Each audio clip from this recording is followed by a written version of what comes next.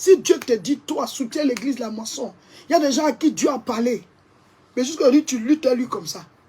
Chaque fois que tu me vois, je te mets les vidéos, tu les reçois. Dieu t'a parlé. Mais pour soutenir l'église, la moisson, là, tu es en train de lutter encore. La femme, là, elle n'était pas d'Israël. Elle était à Sarepta. Dieu a envoyé Élie jusque là-bas. Elle dit, celle-là, je connais son cœur. Même s'il reste un peu, si elle dit, toi, là, mon serviteur, elle va donner. Mes frères et mes soeurs, les choses du royaume ne s'expliquent pas physiquement. Sinon, la mer ne peut pas se diviser, l'homme va passer. On ne peut pas prier, le feu va quitter au ciel là où il y a un nuage là. Une femme qui a 90 ans ne peut pas enfanter. Les choses du royaume ne sont pas physiques. Nos armes de combat ne sont pas charnelles, mais elles sont puissantes par la vertu de Dieu pour renverser des forteresses. Ce sont des forteresses spirituelles. C'est le spirituel qui attaque le spirituel. Alléluia, dis-moi amen. Donc soit tu marches dans le physique avec les lois physiques, ou bien tu décides de jeter ton père à la surface des eaux. Tu décides de marcher sur l'eau. Ou on ne peut pas marcher là. Jésus a marché, il a dit à Pierre, marche aussi.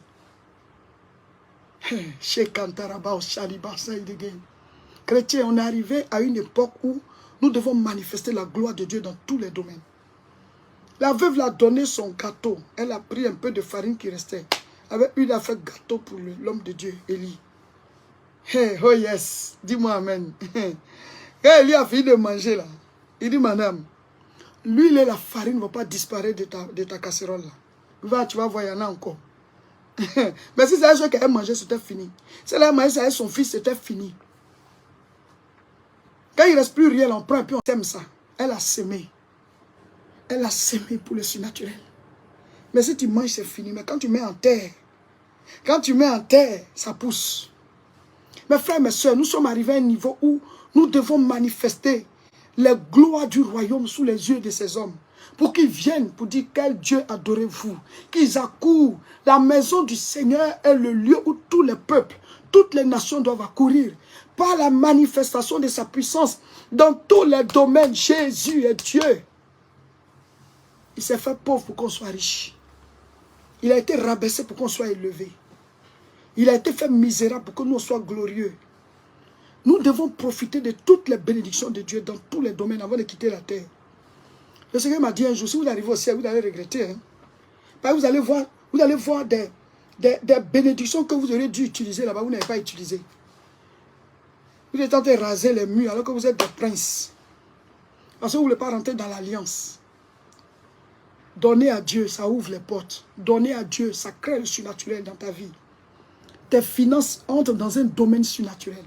Mais on ne donne pas à Dieu n'importe où. Tu donnes à Dieu là où tu sais que Dieu est. Il doit les reconnaître à leur fruit.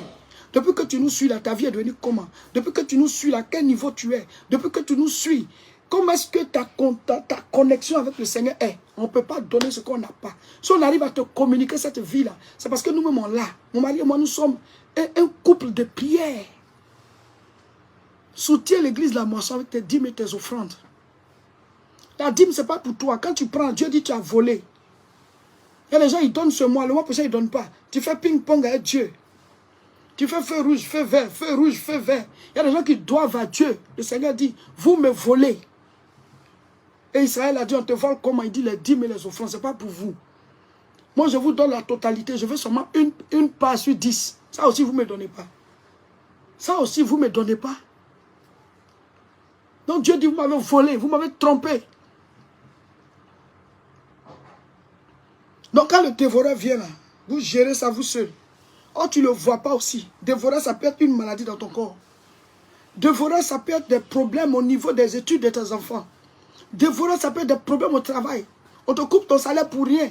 Il y a des indemnités auxquelles tu as droit. On ne te donne pas. C'est ça, dévoreur. Les sauterelles qui viennent manger le fruit de nos champs. C'est ça, dévoreur. Tu as un peu d'économie au moment où tu as réalisé quelque chose, tac, il y a un problème qui commence tout part.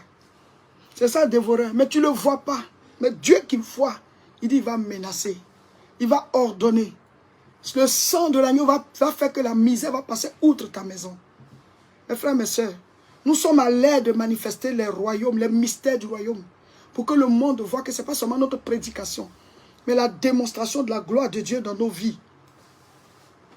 Tes collègues doivent te regarder pour dire, hey, comment tu fais? On a même salaire là, mais pourtant ça va bien chez toi. Oui, ce n'est pas la quantité, c'est la qualité de qui est avec nous. Dieu, partout où il t'envoie, tant qu'il est avec toi, tu as la victoire. Le peu se transforme en abondance. Le temps est arrivé où on doit manifester la gloire de Dieu, que nos familles, nos parents, nos proches, nos voisins, nos collègues, nos amis voient que nous avons quelque chose. Mais s'ils sont troublés, tu es troublé. S'ils sont dans le problème, tu es dans le problème. Pour toi, c'est plus profond.